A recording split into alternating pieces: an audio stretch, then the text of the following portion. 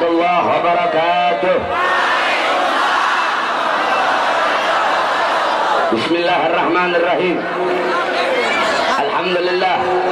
Alhamdulillah al-qawi sultanuh, al-wadih al-burhanuh, al-mabsut fil wujud karamuhu wa ihsanuh. Allahumma salli wa sallim wa barik wa karrim wa azim ala miftah bab rahmatillah adada ma fi ilmillah salatan wa salaman daimaini bidawami mulkillah wa ala alihi wa sahbihi adada kulli dharratin alfa marrah amma ba'd.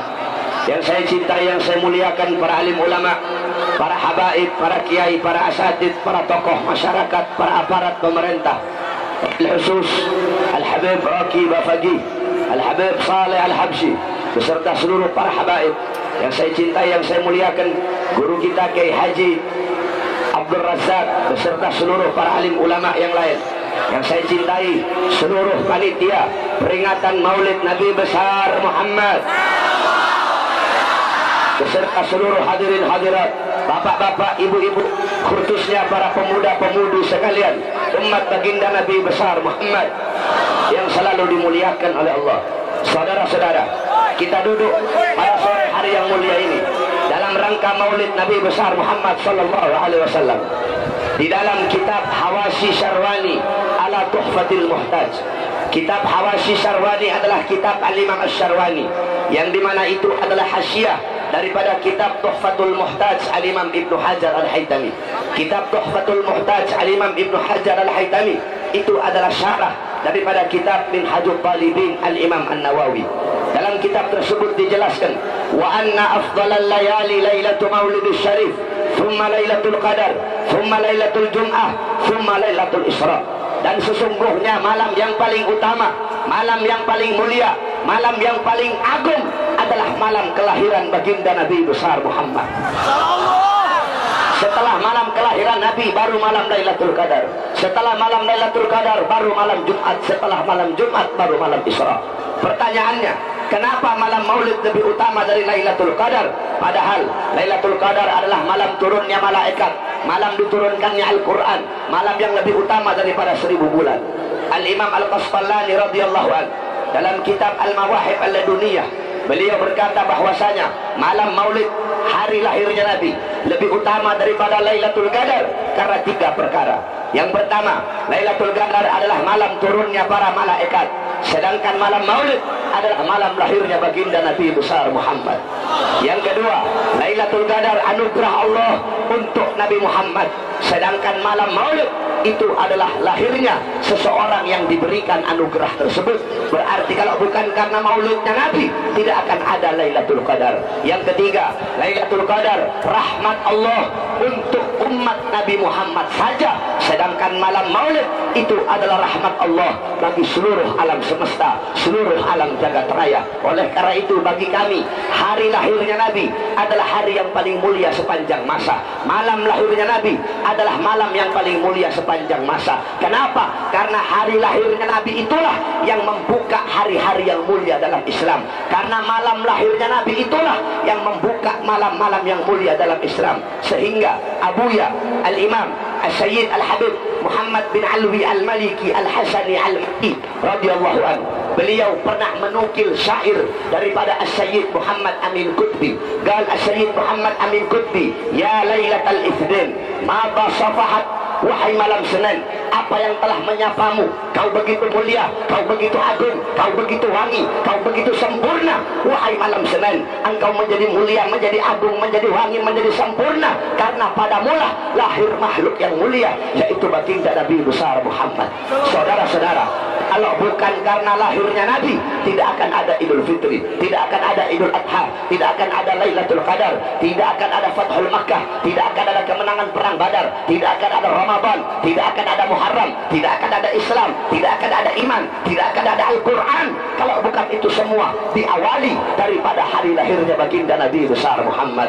Karena itu kita duduk di ini majelis yang mulia untuk bergembira, untuk berbahagia dengan lahirnya Rasulullah sallallahu alaihi wasallam. Al-Imam Busiri radhiyallahu anhu di dalam qasidah Muhammadiyahnya beliau berkata, Muhammadun syukruhu fardun alal umami. Muhammad bersyukur dengan adanya beliau. Wajib bagi setiap umat untuk bersyukur dengan adanya baginda Nabi besar Muhammad. Dalam Al-Quran, wa birahmati fabidzalika falyafrahu, katakanlah dengan karunia Allah, dengan anugerah Allah, dan dengan rahmat Allah, maka dengan karunia tersebut, dengan rahmat tersebut, hendaklah mereka bergembira. Apa karunia Allah? Apa rahmat Allah? Dalam kitab tafsir Ma'alimut Tanzil Al-Imam Baghdadi, Al-Imam Ibnu Jarir At-Tabari, dalam kitab tafsir Anwarut Tanzil Al-Imam Baydawi, dalam kitab tafsir Madarikut Tanzil Al-Imam An-Nasafi, dalam kitab tafsir Jalalain Al-Imam Jalaluddin Al-Mahalli dan Al-Imam Jalaluddin As-Suyuti, dalam tafsir Jamil Ahkam Al-Imam Qurtubi, dalam tafsir Ibnu Katsir, dalam tafsir Ar-Razi dijelaskan fadluhu Al-Quran wa rahmatuhu Al-Islam. Anugerah Allah, karunia Allah adalah Al-Quran. Sebagian ulama yang lain berpendapat karunia Allah yang paling besar adalah ilmu. Salah satunya pendapat Al-Imam Abdullah bin Abbas.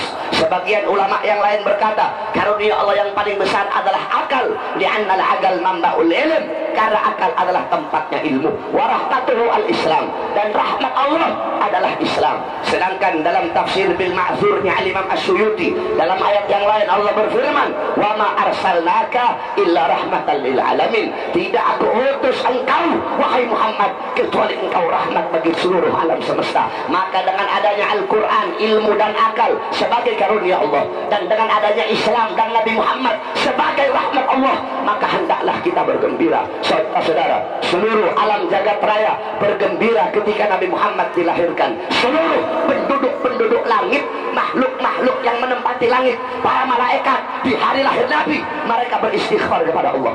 Bidadari-bidadari yang sudah cantik, mereka lebih mempercantik dirinya menyambut kelahiran Rasulullah.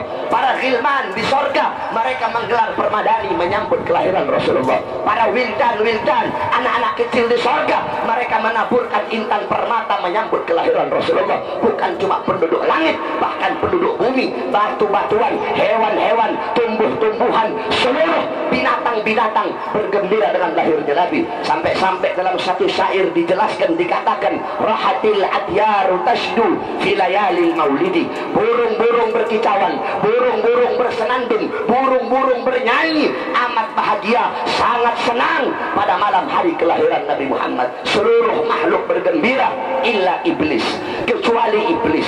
Di hari lahirnya Nabi, iblis menangis, iblis teriak, iblis menjerit, iblis tidak rela, iblis tidak ridho dengan lahirnya Nabi. Kenapa? Karena musuhnya iblis yang paling besar telah lahir, yaitu Rasulullah. Dalam riwayat, Nabi pernah bertanya kepada iblis, wahai iblis, siapa musuhmu yang paling besar? Siapa makhluk yang paling kau benci? Apa jawab iblis? Anta ya Muhammad. Kamu wahai Muhammad, musuhku yang paling besar. Kamu wahai Muhammad, makhluk yang paling aku benci. Setelah aku siapa? Setelah engkau keluargamu, setelah engkau anak cucumu wahai Muhammad. Saudara-saudara, anak cucu Rasulullah adalah manusia yang paling dibenci oleh iblis setelah Rasulullah. Saya tanya semuanya, para habaib adalah dzurriyyah Nabi Muhammad. Berarti jawab sama-sama, kalau ada yang membenci para habaib, siapa itu orang? Siapa itu kelompok? Siapa itu golongan? Saudara-saudara, di Indonesia ada satu orang habaib, ada satu orang habaib yang di dalam tubuhnya mengalir darah daging Nabi Muhammad. Beliau meneruskan perjuangan kakek-kakeknya, beliau menjadi penyambung lidah kakek-kakeknya. Beliau berjuang, berdakwah pagi, siang, sore, malam demi bangsa, demi agama, demi negara. Saudara-saudara, beliau adalah Al-Habib Rizik bin Husain bin Syihab. Berarti kalau ada yang memerangi beliau, siapa itu orang? Kalau ada yang mencaci beliau, siapa itu orang? Kalau presiden mengkriminalisasi beliau, presidennya presiden apa? Kalau ada polisi yang ingin menangkap beliau, polisinya polisi apa? Kalau ada yang menggembusi dakwah beliau, siapa mereka? Kalau ada yang melemahkan perjuangan beliau, siapa mereka? Hanya iblis yang membenci anak cucu Nabi Muhammad. Saudara-saudara, iblis tidak suka dengan maulidnya Nabi. Berarti kalau ada yang tidak suka dengan maulid Nabi, siapa mereka? Kalau ada yang benci dengan maulid Nabi, siapa mereka? Tetapi alhamdulillah, kemarin acara Maulid Akbar sekaligus reuni 212 yang dihadiri jutaan umat Islam. Humul ladzina yunkiruna al-maulid hum yahduruna fi majlisil maulid. Mereka orang-orang orang yang ingkar sama maulid. Kemarin acara 212 mereka ikut hadir duduk baca maulid Nabi Muhammad. Saudara-saudara, tidak ada satupun sosok yang bisa mengumpulkan jutaan umat, yang bisa mempersaudarakan umat seperti itu, yang bisa menyatukan umat seperti itu, kecuali sosok Al-Habib Rizik bin Hussein bin Syihab. Oleh karena itu kami sampaikan bahwasanya beliau bukan hanya milik FPI saja. Habib Rizik bukan cuma miliknya FPI. Habib Rizik adalah milik seluruh umat Islam. Maka kalau pemerintah, kalau aparat, kalau pejabat mau macam-macam dengan beliau, siapapun, mau Jokowi ke, mau Megawati ke, mau Luhut ke, mau Wiranto ke, mau Budi Gunawan ke, siapapun, kalau kalian mau macam-macam dengan beliau, kalau kalian mau menangkap beliau, kalau kalian mau mengkriminalisasi beliau, demi Allah, kalian bukan hanya berhadapan dengan FPI saja, tetapi kalian akan berhadapan dengan kami, umat Islam.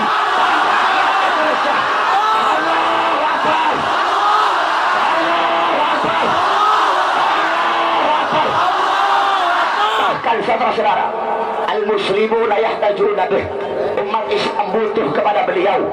Jikalau ada yang ingin memenjarakan beliau, jangan beliau yang dipenjara.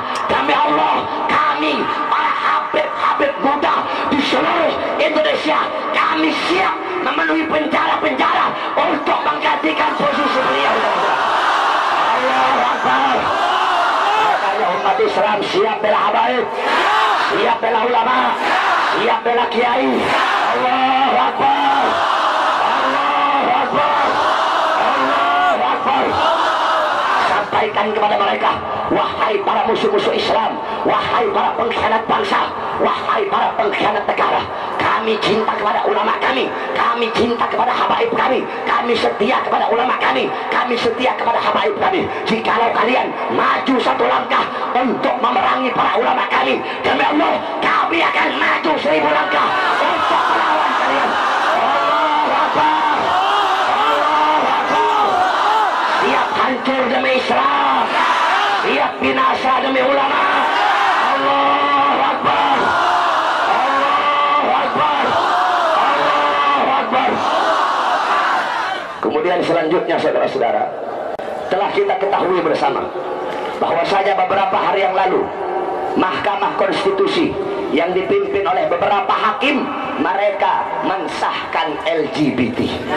Apa itu LGBT? Yang pertama, LGBT, lesbian, perempuan main sama perempuan, saudara-saudara. Kalau dalam bahasa fikih namanya sihab.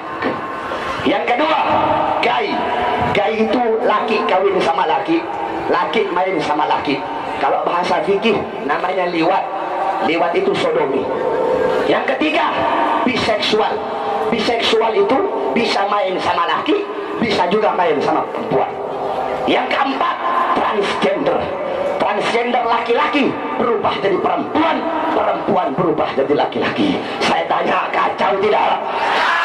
Kacau tidak?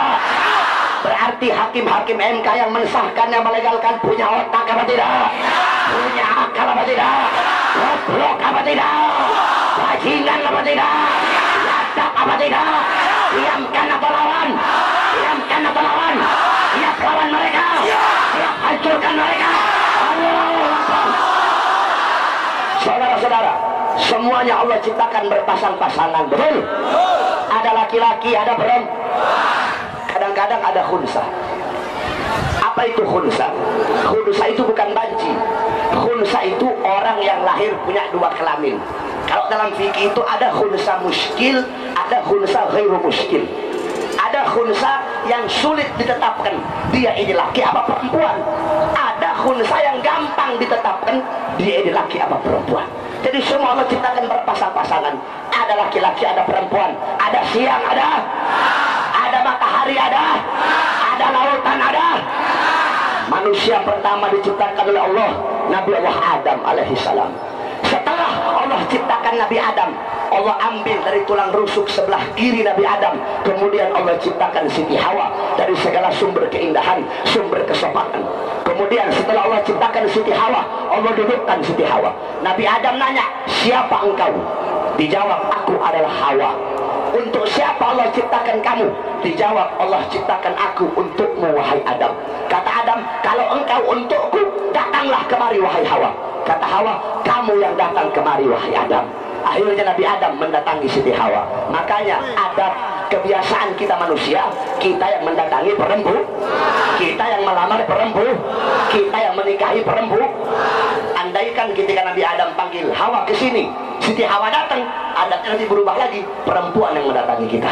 Karena Nabi Adam yang datang, berarti ada manusia, kebiasaan manusia, kita yang mendatangi perempuan. Ketika akan disentuh oleh Adam, Allah berkata, wahai Adam, belum sah bagimu menyentuh Hawa sebelum adanya pernikahan. Allah pun berfirman dalam hadis qudsi, keagungan adalah kainku, kebesaran adalah selendangku. Aku menyaksikan seluruh makhluk yang menempati langitku. Dengan ini aku nikahkan Adam dan Hawa dengan mas kawin bersalawat kepada kekasihku Muhammad dengan 10 kali salawat. Jadi Allah ciptakan Adam dan Hawa. Allah ciptakan Adam dan Hawa dan Allah ciptakan Adam dan Hawa, bukan Adam dan Asep. Allah ciptakan Adam dan Hawa, bukan Adam dan Agung, bukan.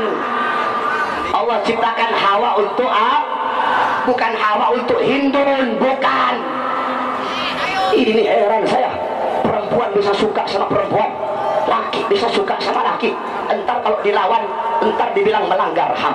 Melanggar HAM apa? Justru melegalkan homoseksual, melegalkan lesbiseksual.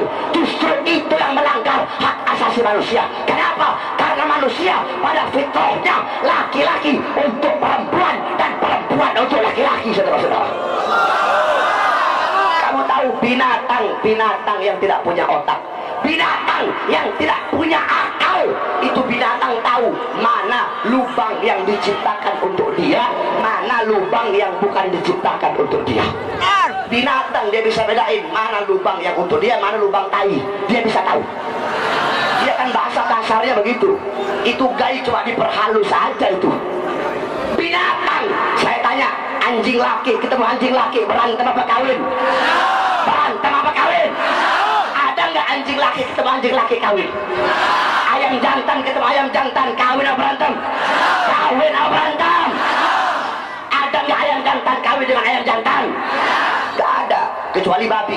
Kalau babi dia masih pakai perempuan, dia juga bisa pakai laki. Coba wajar babi nggak punya akal, nggak punya akal. Ini manusia. Berarti saya tanya, kalau ada homo dan anjing, siapa yang lebih mulia? Siapa yang lebih mulia? Homo dan babi, siapa yang lebih mulia? Siapa yang lebih mulia?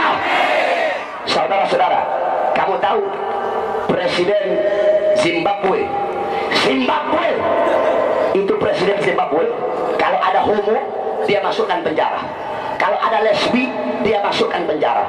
Nanti dia bilang sama si homo, homo, kalau pasangan kamu bisa bunting baru saya keluarkan dari penjara.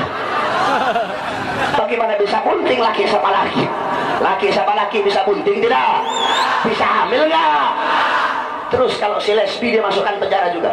Dia bilang, lesbi, kalau pasangan kamu bisa bunting baru saya keluarkan dari penjara. Perempuan bisa bunting nggak? Nggak ada yang nyodok bagaimana bisa bunting, saudara-saudara. Itu di Zimbabwe. Kamu tahu presiden Gambia, kalau ada yang homo dipenggal kepalanya. Kita Indonesia yang mayoritas muslim terbesar di seluruh dunia, kenapa bisa-bisa Mahkamah Konstitusi melegalkan LGBT, saudara-saudara? Kamu tahu sampai-sampai dalam kitab Raudhatul Talibin Al-Imam An-Nawawi dijelaskan ilajul farji fil farji wa yadkhulu fihi al-liwat min al-fawahishil kabair. Apa kata Imam Nawawi? Masuknya kemaluan perempuan kepada kemaluan perempuan, begitu juga liwat, begitu juga sodomi, itu adalah perbuatan keji yang sangat-sangat besar, saudara-saudara. Sampai-sampai kata Rasulullah apa? La'anallah man amila amala qaumi Lutin. Kata Rasulullah, Allah melaknat orang-orang yang berbuat perbuatan sebagaimana perbuatan kaum Nabi Lut, yaitu sodomi. Tiga kali Rasulullah melaknat orang-orang yang berbuat perbuatan sodomi. Makanya tidak heran dalam hadis yang lain, apa kata Rasulullah SAW? Man wajadtumuhu, barang siapa yang menemukan dia, siapa? Ya'malu amala qaumi Lut, faqtulu al-fa'ilah wal maf'ula bih. Kata Rasulullah, barang siapa yang menemukan orang yang sedang homo, orang yang lagi sodomi, kalau kamu ketemu orang, kamu lihat langsung itu orang lagi sodomi, apa kata Rasulullah? Bunuh fa'ilnya dan bunuh maf'ul bihnya. Bunuh si pelaku dan bunuh yang dikenai pekerjaan. Berarti yang nyodok kamu bunuh, yang disodok juga kamu bunuh, kata Rasulullah SAW. Sampai-sampai karena begitu tegas Sayyidina Ali bin Abi Thalib, apa kata beliau ketika di zaman Sayyidina Abu Bakar As-Siddiq, ketika Sayyidina Abu Bakar mengutus Khalid bin Walid pergi ke Jazirah Arab untuk memerangi nabi-nabi palsu, untuk membunuh nabi palsu. Khalid bin Walid menjumpai laki kawin dengan laki, beliau kirim surat kepada Sayyidina Abu Bakar As-Siddiq. Dibaca surat, langsung Sayyidina Abu Bakar rapat musyawarah dengan para sahabat. Fa asyadduhum qaulan, dan yang paling keras, yang paling tegas pendapatnya adalah pendapat Sayyidina Ali bin Abi Thalib. Apa kata Sayyidina Ali? Tidak ada satupun umat yang pernah melakukan perbuatan ini kecuali satu umat, yaitu umat Nabi Lut. Faqad alimtum ma fa'alallahu biha, dan kalian semua tahu apa yang Allah perbuat, azab apa yang Allah timpakan untuk mereka. Kaum Nabi Lut itu bumi Allah balik, dari langit Allah turunkan hujan batu api, saudara-saudara. Apa kata Sayyidina Ali? Fa'araf, menurut pandanganku, menurut penglihatanku, itu orang yang homo, bakar mereka dengan api sebagaimana Allah membakar umat Nabi Lut dengan api dari neraka Allah Subhanahu wa ta'ala. Makanya heran kalau ada orang yang bilang, kan yang homo dia, yang lesbi dia, yang zina dia, yang melacur dia. Kenapa kamu apa? Kenapa kamu yang repot? Itu kan urusan dia sama Tuhan. Kamu jangan jadi Tuhan untuk orang lain. Iya, yang maksiat dia, yang mungkarat dia, yang dolalat dia, yang syariat dia, yang mukhalafat dia, yang melacur dia, yang homo dia, yang lesbi dia, yang zina dia. Tapi kalau Allah timpakan azab, kalau Allah kasih bala, kalau Allah kasih bencana, yang mati bukan cuma dia, saudara-saudara. Makanya jangan heran, siang Mahkamah Konstitusi sahkan, malam langsung dikasih teguran oleh Allah gempa bumi di Jawa Barat, Ciamis dan sekitarnya. Itu belum apa-apa, belum. Itu baru peringatan pertama. Apakah dengan adanya peringatan ini kamu akan insaf, kamu akan tobat, kamu akan berubah, kamu akan berubah keputusan, kamu akan mengambil kebijakan, atau tetap dalam keputusanmu? Dengan adanya peringatan pertama dari Allah, engkau tetap dalam kesesatan, engkau tetap dalam keharaman, engkau tetap dalam keputusanmu untuk mensahkan dan melegalkan LGBT. Demi Allah, kamu lihat besok-besok akan Allah kirimkan bala dan musibah yang lebih besar dari kemarin, saudara-saudara. Kalau Allah sudah kasih azab, kita yang nggak homo kena apa tidak? Kita yang nggak lesbi kena apa tidak? Anak-anak kecil yang nggak berdosa kenapa tidak? Orang tua yang lemah tak berdaya kenapa tidak? Oleh karena itu saya tanya, siap perangi homo, siap perangi lesbi, siap perangi orang yang berzina, siap bela agama Allah, siap membela bangsa, siap bela negara. Allah Akbar. Yang terakhir, saudara-saudara, yang terakhir kita doakan saudara-saudara kita di Palestina, mudah-mudahan Allah berikan kemenangan. 50 tahun saudara-saudara kita di Palestina, mereka berjuang melawan penjajah Israel untuk mendapatkan kemerdekaannya. 50 tahun mereka berjuang untuk menuntut hak-haknya. Israel laknatullah gak punya negara, gak punya tanah air, gak punya kampung. Mereka datang ke Palestina modal celana dalam, sendal aja gak pakai. Mereka datang numpang di Palestina, terus tahu-tahu mereka mengakui, bahkan mereka menduduki, bahkan menjajah, dan bahkan membunuh orang-orang Palestina. Oleh karena itu, saudara-saudara, umat Islam Palestina, mereka telah menjadi wakil bagi seluruh umat Islam untuk menjadi penjaga Masjid Al-Aqsa. Al-Aqsa Al-Aqsa bukan hanya milik umat Islam Palestina saja, tetapi Al-Aqsa adalah milik seluruh umat Islam di dunia. Bahkan sampai-sampai apa kata Nabi, la tusaddur rihal illa ila thalatha masajid, Masjidil Hada wa Masjidil Haram wa Masjidil Aqsa. Tidak ada bepergian yang sangat-sangat mulia, yang sangat-sangat utama selain pergi ke tiga masjid. Masjidil Hada, Masjid Nabawi. Masjidku ini maksudnya Masjid Nabawi, wa Masjidil Haram dan Masjidil Haram, wa Masjidil Aqsa dan Masjid Al-Aqsa. Kamu pengen tahu lambang keberanian? Al-Quds adalah lambang keberanian. Al-Quds adalah simbol perjuangan melawan kezaliman. Saudara-saudara, kamu pengen tahu wanita-wanita kalian dandan pakai bedak? Wanita-wanita Palestina dandanan mereka adalah debu-debu peperangan. Istri-istri kalian angkat sendok, angkat garpu. Wanita-wanita Palestina mereka mengangkat senjata untuk membela harga diri dan kehormatannya. Sampai-sampai wanita Palestina kalau tidur pakai jilbab. Saudara-saudara, ditanya kenapa kalian tidur tutup aurat, kenapa kalian tidur pakai jilbab? Apa jawab mereka? Kami takut kalau nanti kamu tidur gak pakai jilbab, kalau kami tidur buka aurat, kemudian tengah malam rumah kami dibom, kami mati dalam keadaan membuka aurat sehingga orang-orang bisa melihat kami punya aurat.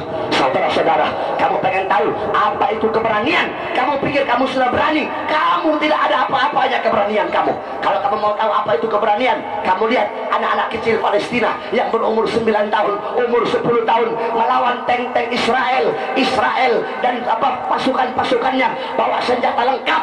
Anak-anak kecil Palestina hanya bersenjatakan batu di dalam genggamannya, saudara-saudara. Oleh karena itu, saudara-saudaraku sekalian yang dimuliakan oleh Allah, qala Rasul, mathalul mu'min fi tawaddihim wa ta'atufihim wa tarahumihim mathalul jasad idza istaka bil hudun tada'a sa'irul jasad bis-sahari wal humma. Apa kata Rasulullah? Perumpamaan seorang mukmin dalam mengasihi, dalam menyayangi, dalam saling tolong-menolong, dalam saling melindungi bagaikan satu jasad. Apabila sebagian jasadnya merasakan sakit, maka seluruh anggota tubuh akan merasakan panas dan demam. Oleh karena itu, air mata rakyat Palestina adalah air mata kita juga. Ketika bangsa kita tercinta merdeka, ketika Indonesia merdeka, negara yang pertama kali mengakui kemerdekaan kita adalah saudara-saudara kita umat Islam Palestina. Oleh karena itu, sekarang saatnya bagi kita umat Indonesia untuk berdiri tegak melawan Israel, untuk membela saudara-saudara kita. Semua saudara-saudara yang hadir di sini,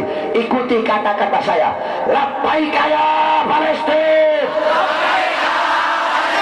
Yang keras, labbaika ya Palestina. Labbaika ya Palestina.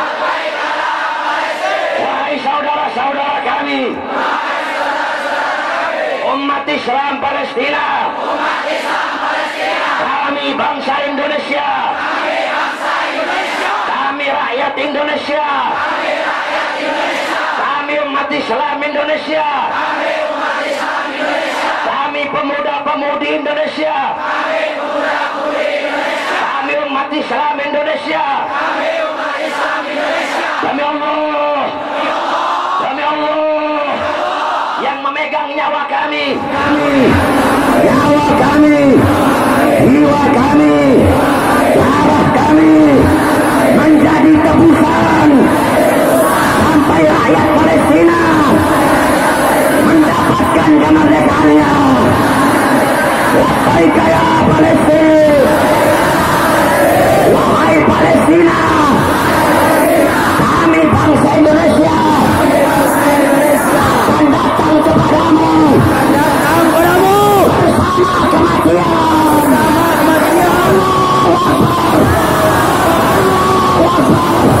Labbaika ya Palestina. Labbaika ya Palestina.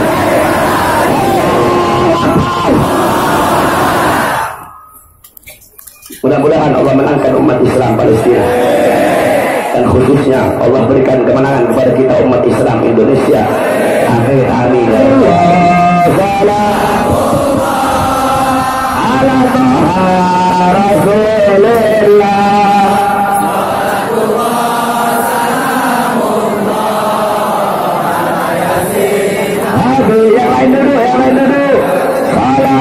Semuanya ayo yang keras. Yang keras, yang keras.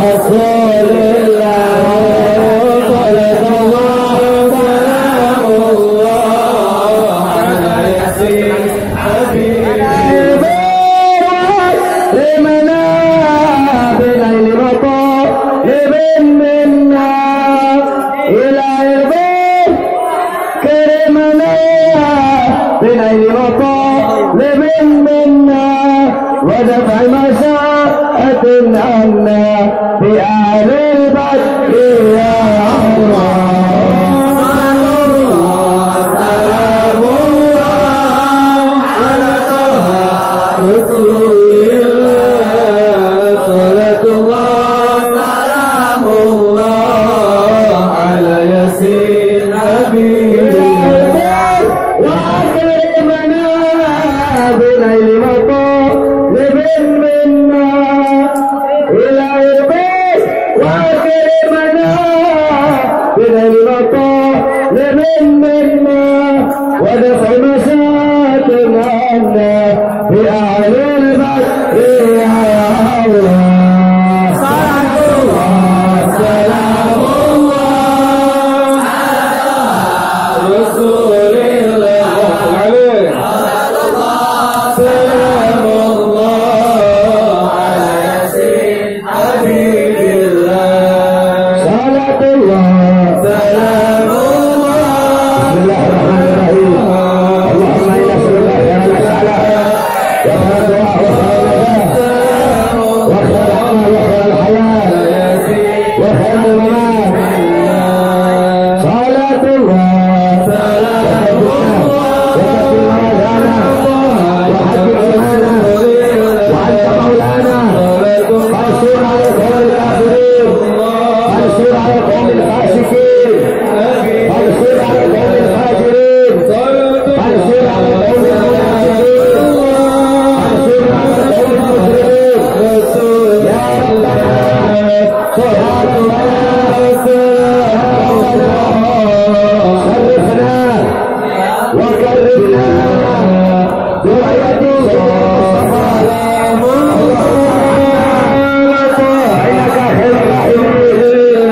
اللهم علمنا إنك خير العالمين وانصرنا إنك خير الناصرين وصلى الله على سيدنا محمد وعلى آله وصحبه وبارك وسلم والحمد لله رب العالمين على طه رسول الله صلاة الله سلام الله على ياسين على